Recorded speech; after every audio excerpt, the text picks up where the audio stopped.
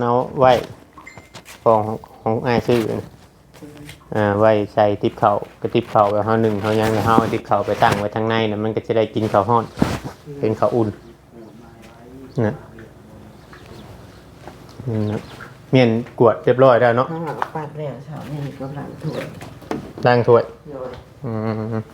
จัดแจงเขาไว้ตู้ยังเบิดแล้วโดยจัดแจงเขาไว้ตู้ไว้ยังเรียบร้อยบัดนี้พี่น้องเอ้ยมีเครื่องเคาะเครื่องครัวมีนั่นมีนี่ครบแล้วในตู้ในบัดตัวไรมันอันนั้นก็วางไว้ชั้นเทิงนำแล้วมันหักได้ไว้แต่ชั้นเดียวโคกเอาไว้ชั้นเทิงพุ่นก็ได้นี่โคกนะติงกันไว้ชั้นเดียวแล้วมันหักได้ชั้นเทิงก็ได้พากันไปทางไหนเบิดจะเหมือนฮะไปพวกไปบุญบอกกระบาลนะ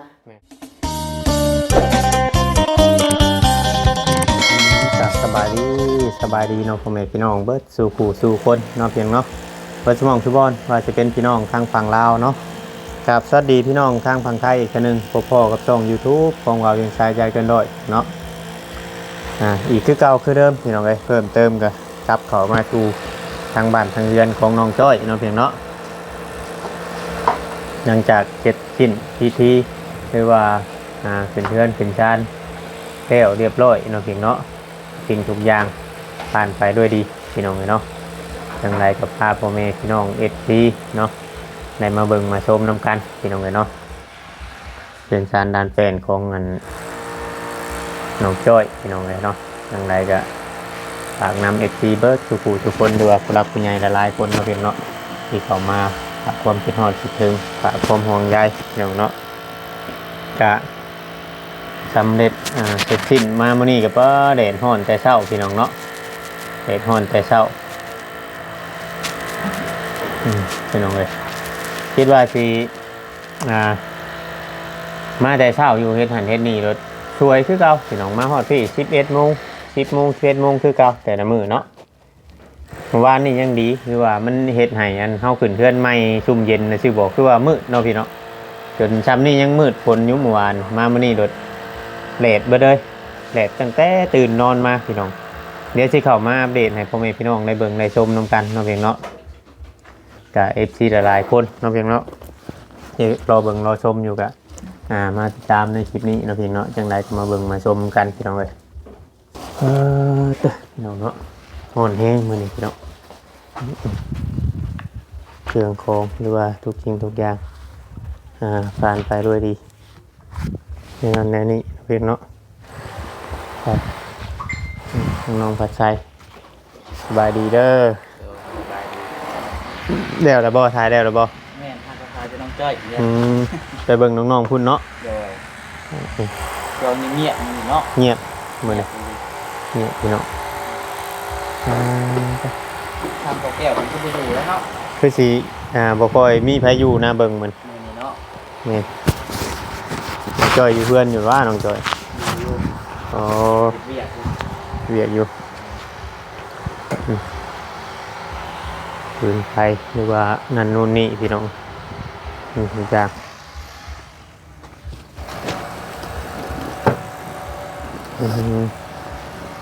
โอ้แหกแตกโป๊ะจักหมอใหญ่เนี่ยจักยืมของไผมาแน่นี่ไปส่งคืนเขาเจ้าเด้นเป็นหมอใหญ่เป็นอันนั้นนะพี่น้องพอเขายืมมาเก็บน้ำขนมจีนนะแต่ว่าล่างเรียบร้อยแล้ว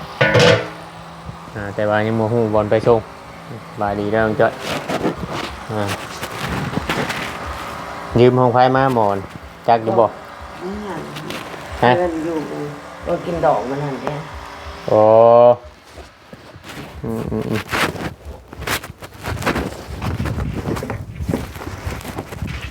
น้ำกินตัวนี้เนาะยังอยู่เนาะ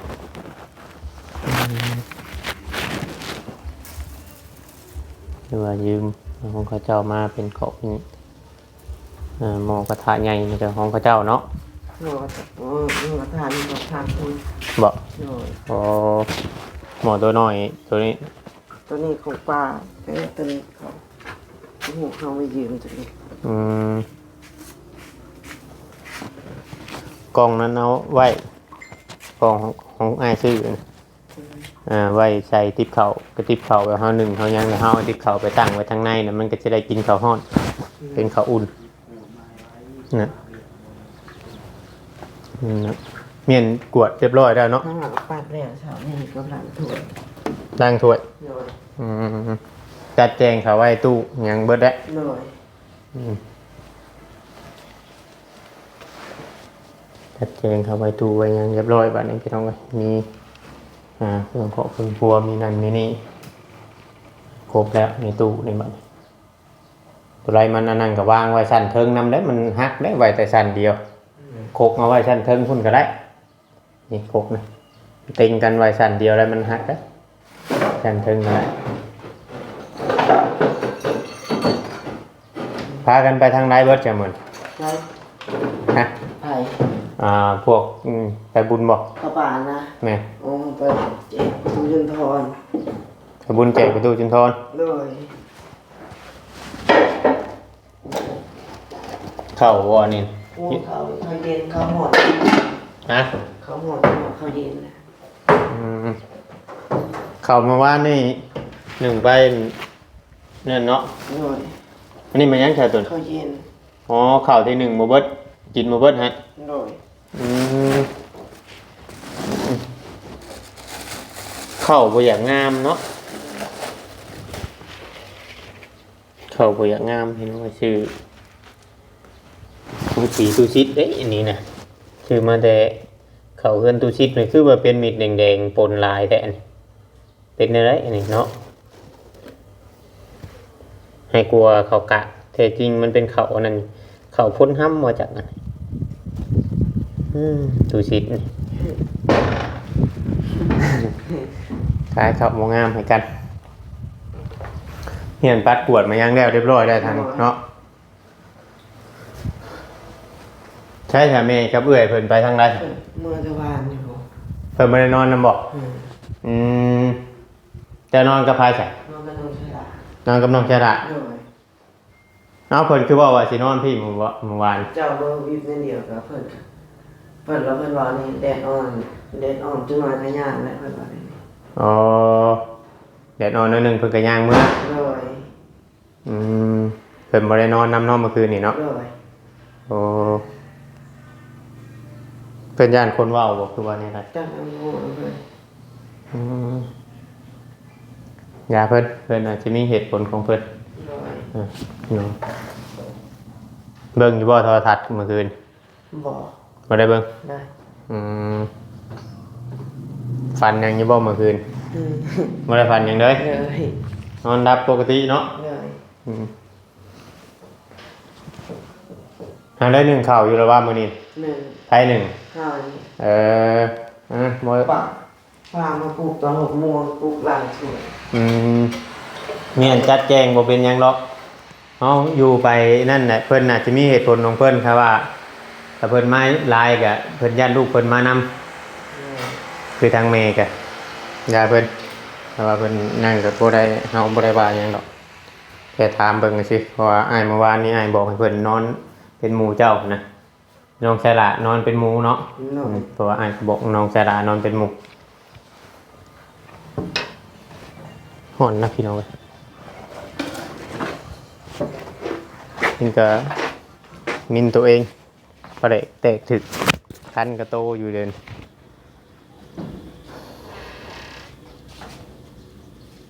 ทางพื้นทางไฟกำลังอยู่เนาะพี่แรบต้องดังอยู่ใน โดย ทางแข้งทันในทรงเพิ่นเนาะ โดย ทางแข้งทันในทรงน้ำมีบ่น้ำเย็นนังมีบ่ ผู้นำมีตัวเบิด เอามายุสิกินฮ้อนนะฮ้อนแต่เช้าเลยมื้อนี้ฮ้อนอันนั้นเด้เด้ทางบ้านทางเรือนของน้องจ้อยพี่น้องไงเนาะ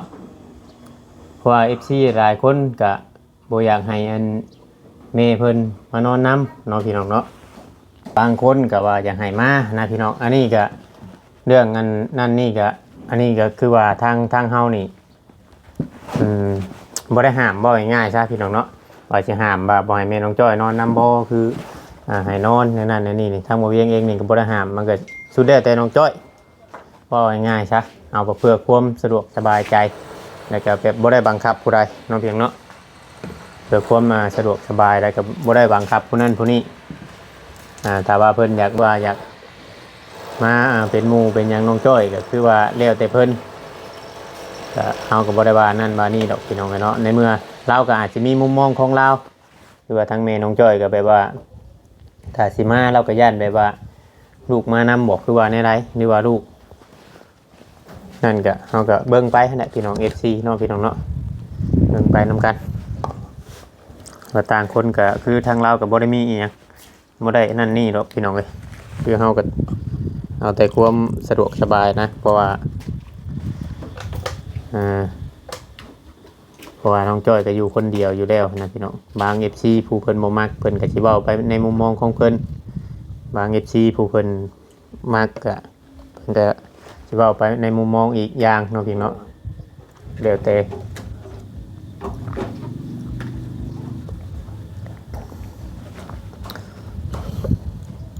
ตัวตุกน้อยก็ยังไง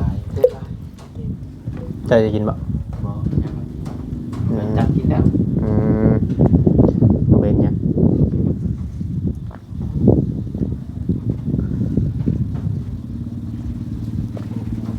ดื้อว่าอ้ายบอกแล้วเจ้าบ่บอกเราบ่กล้านอนมาจักบ่ บอกอะไร ฮะ บอกแนว อืม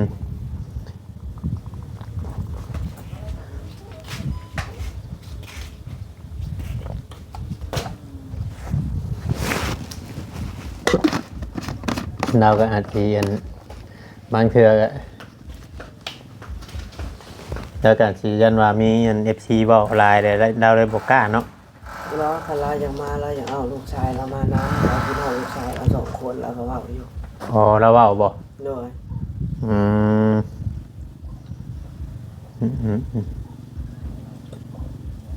แล้วคำมาบัดอยากมาเบิดกูคน โดย ตัวนั้นมันสีเป็นมุมมองอีกมุมมองนึงเนาะพี่น้องเนาะถ้าว่ามาเบิดกูคนนี่มันสิมาแบบโตไปยันมันมีปัญหาน้ำดังยันแบบสร้างความวุ่นวายในนั้นในนี้อันนี้ไอ้บริวารในนั้นในนี้ดอกยันว่าถ้ามาอยู่แหละยันมันเกิดที่คือที่ผ่านมาเนาะพี่น้องเนาะเพราะว่ายันมาได้มาให้มาพิษมาเถียงกันมันโมเมนต์เพราะว่าในเฮ็ดให้เจ้าอยู่หรือว่าถามแม่อยากมาอยู่น้ำนะมาแต่แม่นะโมเป็นหยังคือไอ้ได้เบ้าฮะเนี่ยคือเจ้าเคยเบ้าคือเจ้าเคยเบ้ากับไอ้ว่าอยากเอาแม่มากับหลานน้อยผู้หนึงแต่เมื่อวานนี่คือโบเห็นหลานปุ่น ไม่ได้มา ฮะ บ่ได้มา ผู้ชายเห็นนะ โดย นั่นแหละไอ้ก็บ่ได้ห้ามแต่ว่าถ้าเอาผู้ชายที่ว่า2 คนนั่นมาบัดยันมันเกิดมาผู้ดีสิพิษเทียงกันให้กันไอ้บ่มักเว้าง่ายๆซะขอไอ้สร้างให้อยู่หรือว่าผู้ใหญ่ใจบุญเพิ่นสร้างให้อยู่นี่อยากให้อยู่แบบมีความสุขอยู่แบบอยู่ปกติอยู่เย็นเป็นสุขและบ่ต้องให้มีความทุกข์ตามมา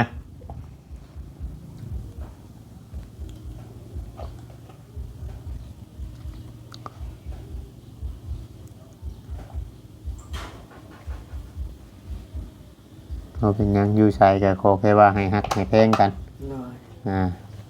แม่เฮ็ดอะไรมันก็เป็นแม่อยู่วันยังค่ำหั่นแหละพี่น้องเอ้ยเนาะเสียเฮาตัดขาดกันนี่บ่ได้ดอกว่าทางน้องจ้อยนี่ก็เพิ่นก็ได้โทรได้เอ็นได้นั่นกับแม่เพิ่นอยู่เนาะพี่น้องเนาะโทรได้ดิกในหัวได้ถามกันในนั้นในนี่อยู่พี่น้องเฮาก็บ่ได้ว่าหยังเพราะว่าเฮาสิบังคับหรือว่ากีดกั้นแบบให้ครอบครัวแบบบ่อยากอันนั้นอันนี้นี่บ่เวียงบ่เอาแล้วก็บ่อันนั้นนำเนาะเพียงเนาะมีแต่ว่าตามใจน้องจ้อยว่าสิเอาอันเมมาอยู่หรือว่าในใดก็เพราะว่าเฮาเฮ็ดเฮาทำบุญหรือว่าคืออ้ายได้คุยกับทางผู้ใหญ่ผู้เพิ่นสร้างเฮือนสร้างหยังให้ก็ทุกสิ่งทุกอย่างก็คือว่าเฮาเฮ็ดบุญเฮ็ดด้วยใจเนาะพี่เนาะเฮ็ดด้วยใจหรือว่าเฮาบ่ได้บังคับว่าเฮ็ดให้แล้วน้องจ้อย อยู่คนเดียวเลยบ่ต้องเอาแม่มาอยู่นํมันวุ่นวายในนั้นในนี่บ่แม่นเด้อพี่น้องให้ FC เข้าใจในจุดๆนี้นํถ้าเฮาบังคับแบบซั่นนั่นบ่เวียงคือสิบ่ให้อันน้องจ้อยหาแม่หาหยังมาดอกเมื่อวานนี่นะแต่ FC เพิ่นก็เว้าให้หลายบางคนเพิ่นผู้เพิ่นบ่มักก็แล้วแต่เพิ่นมันเฮาสิห้ามความคิดของคนบ่ได้หรอกมันคนอยู่ทางใดจักไผเป็นไผแต่อ้ายก็ยังบ่จักเพิ่นผู้เพิ่นเข้ามาคอมเมนต์กันมีแต่ว่าเฮาอยู่ในมีแต่ว่าบ่ให้ดื่มว่าเฮาอันเป็นแบบใดหรือว่าเฮาอยู่ในจุดใดแล้วก่อนเฮาสิมาอยู่ในจุดนี้เฮาผ่านหยังมาแน่แล้วก็ในนั้นนั่นนี่แต่ว่าห่างให้แพงกันบ่ให้สร้างความแตกแยกถ้าสร้างความแตกแยกเนี่ยมันเป็นอันบ่ดีอย่างคือเขาอันประพรเขาลุงแก้วนี่ก็เราก็ดีเว้าง่ายๆซะให้ก็ยอมรับเว้าง่ายๆว่าตั้งแต่เฮายังบ่มีหยังเนาะตั้งแต่เฮายังบ่มีหยังก่อนผู้ใหญ่สิเห็นเฮาเว้าง่ายๆซะก่อนผู้ใหญ่สิเห็นเฮานี่เฮาก็มาอาศัยไผเพิ่นกินข้าวกินน้ำน้ำเพิ่นถึงว่าเฮาสิบ่ได้ไปเฮ็ดงานน้ำเพิ่นแต่กี้สมมุติเนาะเฮาก็เที่ยวมาเด่นมาหยังน้ำลูกเพิ่นมานอนมาหยังอยู่ได้กินข้าวกินน้ำน้ำเพิ่นหั่นน่ะก็มีแต่ว่าให้รักษาคุณงามความดีของเพิ่นไว้มันถึงว่านั่นเฮาก็นั่นเบิ่งแยงกันทุกสิ่งทุกอย่างถ้า FC หรือว่าผู้ใหญ่เนาะพี่น้องถ้าเฮาอยู่ในจุดที่ตัวจริงว่าง่ายๆซะตัวจริงหรือว่าจุดอยู่หน้างานสิฮู้เบิดอีหยังเป็นอีหยังเนาะเพียงเนาะหรือว่าความเป็นจริงมันแบบไรเนาะเพียงเนาะการที่เฮาอยู่นำกันร่วมกันทุกมื้อนี้เนาะพี่เนาะเพื่อสิมาถึงปัจจุบันนี้เฮาผ่านร้อนผ่านหนาวหรือว่าผ่านหยังมาแน่หรือว่ายามเจ็บยามเป็นเดินเบิ่งกันแนวนั้นแนวนี้หลายคนก็อาจสิบางคนก็ยังสิบ่เข้าใจบางคนก็อาจสิว่าบางคนแบบว่าอยากสร้างความแตกแยกก็มีหลายใน FC เพิ่นคอมเมนต์บางคนก็ว่าย่านผู้นั้นดื่มบุญดื่มคุณผู้นั้นผู้นี้พี่น้องเอ้ยเรื่องบุญคุณน่ะบ่อยากให้เว้ามาเนาะพี่น้องเนาะมีแต่ว่าเฮาเบิ่งกันเองเดี๋ยวเฮามันฮู้จักมันเป็นแบบไรที่ว่าเป็นแนวใดแหละพอพี่น้องพอเฮาก็ฮู้จักอยู่แล้วการที่ว่าเฮาเฮ็ดนั่นเฮ็ดนี่หรือว่าทุกๆทางบางคนก็อาจสิอันนี้เว้าเวียงเว้าตรงนี้เลยเนาะพี่น้องบางคนก็ว่าน้องจ้อยอาจจะได้ในส่วนที่มาอยู่นำลุงแก้วหรือว่าน้องนั่นน้องนี่ได้นำผู้นั้นผู้นี้มันอันนี้มันก็จักสิว่าไปเป็นไผพี่น้องเนาะในมุมมองของเว้าเวียงถือว่าการกลับเขาน้องจ้อยเขามาอยู่นี้ก็ถือว่าดึงหลายคนดึงอันขึ้นหลายคนว่าง่ายๆซะถ้าเฮือนน้องจ้อยบ่เกิดขึ้นในมุมมองของหมอเวียงอาจสิบ่ได้เข้ามาอยู่แถวนี้ก็อาจสิบ่ได้พบพ่อทางอันเฮ็ดเฮือนของเขาน้องหมอกน้องไม้มีหยังนี่หมอเวียงอาจสิบ่ได้ถ่ายหรือว่าอาจสิบ่ได้ดำเนินการขึ้นทางเฮือนเขาน้องดาน้องหยังอันนี้ก็บ่ฮู้อันนี้เพราะว่ามันเป็นบุญที่ว่าพ่วงกันเข้ามาอยู่แล้วพี่น้องเนาะถือว่ามันขึ้นอยู่จุดประสงค์ของผู้รับผู้ใหญ่เพิ่นเห็นในคลิปเฮานี่ก็จักสิว่าหยังมีแต่ว่าFC สิเว้าในหลายกะยามีแต่ว่าให้เฮาฮักแพงกันปกติเฮาที่เฮาเคยอยู่นำกันแต่เฮายังบ่มีหยัง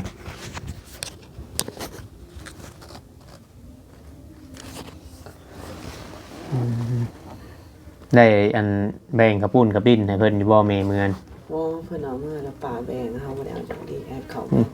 ให้เพิ่นแบ่งกันเบิดเนาะโดยว่ากระปุ้นเมื่อวานนี่มันเหลือหลายเด้อันบัดพวกอันพวกหยังเจ้าได้จะแบ่งไปให้เพิ่นอยู่บ่โดยแบ่งให้เบิดผู้มาเฮ็ดกินนำนะผู้มาเฮ็ดกินมันหยังนำน่ะแบ่งกันเบิดเนาะโดย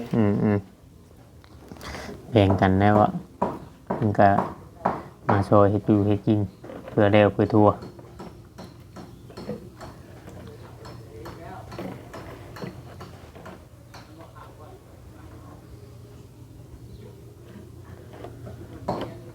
มื้ออื่นมื้อฮื้อผู้ใดจังสิได้กลับเข้ามาเฮ็ดเวียกเฮ็ดงานปกติเนาะ มื้ออื่นได้เห็นแต่ว่า มื้ออื่นเพื่อเพิ่นสิเลิกนำบุญบ่แม่นบ่ มื้อนี้วานนี่บ่ห้องกระต้ม แม่นมื้อนี้บุญมื้อเรียนเปิดตู้บึ้นๆอยู่ทางมา เดี๋ยว ลุงแก้วก็บ่ได้อยู่นี่กับป้านี่บ่ชงนี่บ่ได้อยู่มีแต่ไปอยู่พุ่น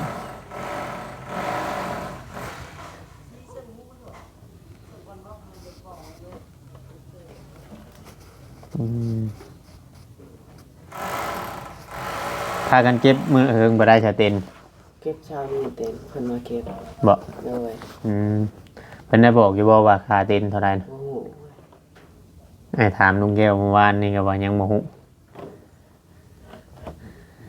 เดี๋ยวว่าพังเบิ่งเรามามื้ออื่นเพิ่นได้จังสิถามเรา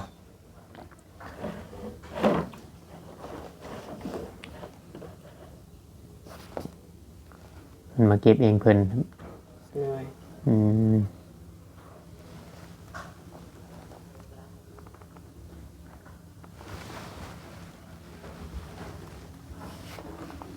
ฮ้อนมื้อนี้กับพี่น้องเนาะคือว่าอากาศเอาพอสมควรพี่น้องเลยเนาะ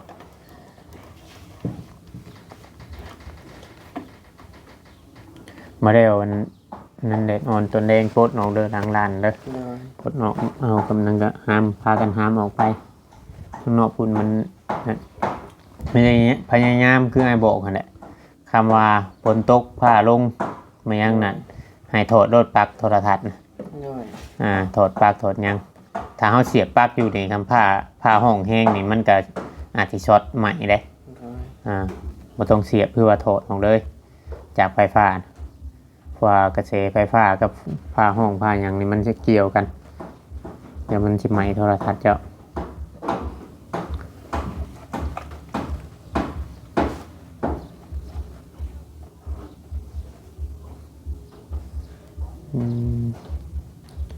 เอาพี่น้องเนาะ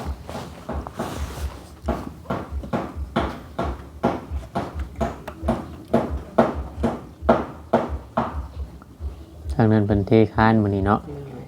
มื้อใดสิไปช่วยเพิ่นบ่ เช้านี้พาหลานถ้วย มื้ออื่นสิไปช่วยเพิ่นเช้านี้เพิ่นทำประพรให้ล่างพวงนี้ โดยก็มันเพิ่นพาไปทุนนี่แล้วเพิ่นปลูกเอา6โมงแล้วเพิ่นพาหลานแล้วก็นึ่งข้าว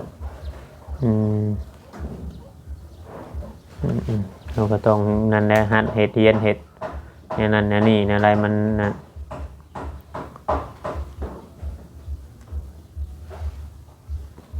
ล้างเก็บเข้าไว้ตู้ไว้หยังเฮาเป็นเนี่ยนั่นเนี่ยนี่ทิปเข้าไปจากตัวนี้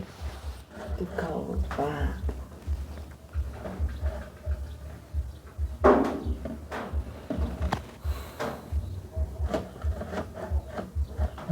พี่น้องเนาะ